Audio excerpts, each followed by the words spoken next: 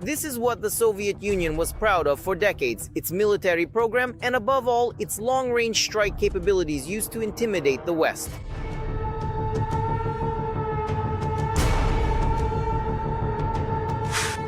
At the same time, the origins of those very missiles made in the USSR were kept quiet throughout the entire existence of the regime. Naturally, such developments were classified, secret. However, as it turned out, there wasn't really much to hide, nor anyone to hide it from. That's the kind of amusing space program they had in the USSR. The engine was German, the instruments were German, the actuators were German. The only thing that was ours was the equipment barrel, and even that is questionable. The secret CIA archives lift the veil of time and provide a clear understanding of how the USSR operated and from whom it stole ideas. According to various estimates, the forced evacuation to the USSR affected about 25,000 people. It also explains what the modern Russian missile program is all about, with all its Yars, Sarmat, and of course Oreshnik missiles. There was nothing particularly frightening about its use. Here's a gyroscope from the Oreshnik. Even Yuri Gagarin flew with one like this. We will tell you how the USSR, taking advantage of the work of Hitler's engineers, claimed their achievements as its own. Was Gagarin's flight really the achievement of Soviet engineers? Why does Russia, even after a century, still use World War II technologies? And to what extent can Putin's current missiles be considered modern? You can find out all about this right now in the new episode of Arsenal.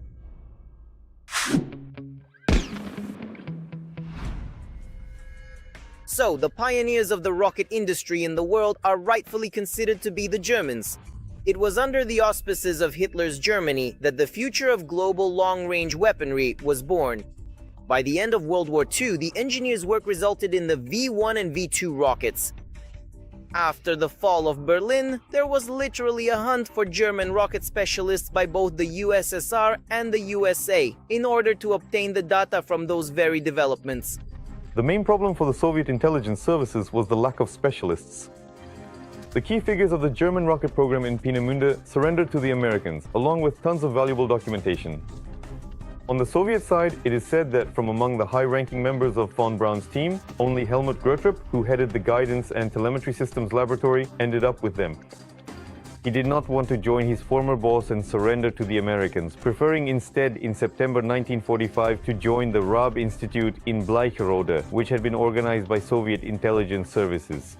He made his choice largely guided by material incentives and the prospect of staying in Germany. This is exactly what the Soviet intelligence services promised him. Stalin set the task of obtaining at any cost that deadly weapon which had nearly destroyed London with its monstrous strikes. The V-2S impressed the Soviet leadership with their power and the possibilities they opened up. A rocket never seen before. It was used as a means of intimidation, mainly striking the civilian population. The bombardments mostly targeted the territory of Great Britain, especially the city of London, which stood out for its large area. According to a 2011 BBC documentary, the V-2 attacks resulted in the deaths of approximately 9,000 civilians and military personnel. And another 12,000 workers and concentration camp prisoners died as a result of their forced participation in weapons production. The rockets traveled at supersonic speeds and fell without any warning sound. It was impossible to stop them as there was no effective defense. However, after the war, when the US and the USSR acquired parts of the German rocket program, they took completely different paths. One side invited the specialists, provided them with everything they needed, and began joint work on developing new types of rockets. The other side simply stripped all the equipment they found. They took the people and dragged them behind the Iron Curtain to figure out unfamiliar technology. After the war, the Soviets gained control over the production facilities. The V-2, they restored V-2 production and moved it to the Soviet Union. According to archival data, the people and equipment were placed in the small town of Gorodomlya. There, on a territory surrounded by water and barbed wire, the so-called NY-88 was established. According to various estimates, about 25,000 people were forcibly evacuated to the USSR. Specialists in aviation, nuclear energy, rocketry, electronics, radar, and their family members. General Serov was put in charge of this, and he later became the head of the KGB. At the same time, as the rocket engineers of those years admit, Soviet engineers simply did not have enough knowledge. That's why the task was simply to replicate what others had already created for them. As for those challenging early years, we weren't just simply making V2S. We actually had a very strict government decree for it. Despite some strong objections from Korolev and several of his close colleagues, we were explicitly instructed to copy the German V2 rocket exactly, right down to the very last rivet. But we had to make it entirely from our own domestic Soviet materials. At the same time, let me remind you, to the Union, at that time, specialists from literally all branches of rocket engineering were brought over. Experts in aerodynamics, guidance systems, electronics, and so on. Soviet people could only dream of such things. But here, everything was explained to them clearly. Maybe not the first time, but eventually everything was laid out and made understandable. Practically everything that had never existed before. In the USSR, they were given a tremendous wealth of knowledge. German specialists in the USSR at that time. When the V2 was copied, Soviet engineers simply claimed the development as their own, naming it the R1, and later began to modernize it. Obviously, to prevent information leaks, they stopped working with those very Germans who had taught them everything. The Soviet security services got rid of their colleagues, fortunately simply sending them home rather than executing them. The organization of German specialists located on Gorodomlia Island was given the status of Branch Number 1 of Research Institute 88. It was here that the foundation of the Great Space Age was laid. The rocket developments of the German specialists were redirected to the Moscow region, to Research Institute 88, which was headed by none other than Korolev.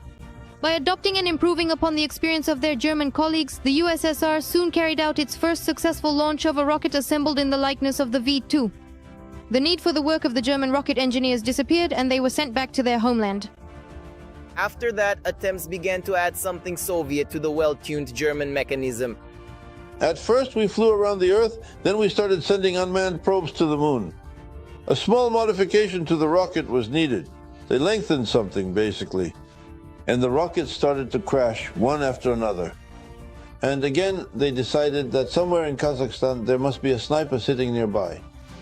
And with a sniper rifle, as the rocket lifts off, he shoots and hits it. Wait, was that really a serious theory? Yes. What year was it when the rocket started to crash? It was when we started launching to the Moon. At first we were just trying to hit the Moon.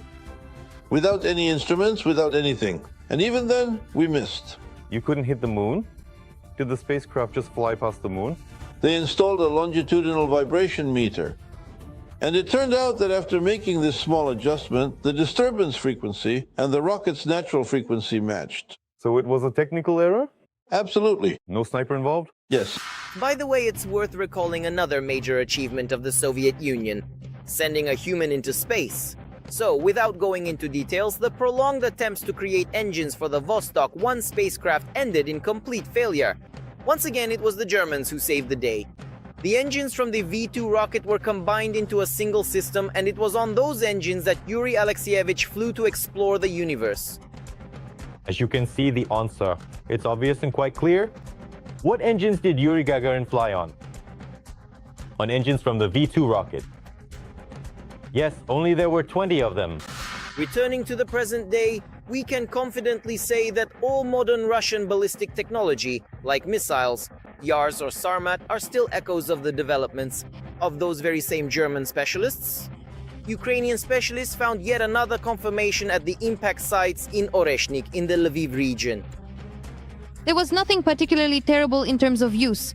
Here's a gyroscope from Oreshnik. Even Yuri Gagarin flew with one like this. While examining the fragments, engineers found dozens of missile parts that were still made in the USSR, which means they were made using German technology. They found vacuum tubes, old Soviet ones. Everything here is old. Old, like this one here, for example. So it turns out that all the new Russian stuff is just well-forgotten, old imported technology. At the same time, all that Russian Federation engineers are capable of is increasing the warhead and the range. Basically, those are all the upgrades that happen to Russian weapons. Weapons made in Russia still haven't managed to step into the 21st century. Did you like this video? Then be sure to give it a like and subscribe to our Arsenal channel. The link is in the description below the video.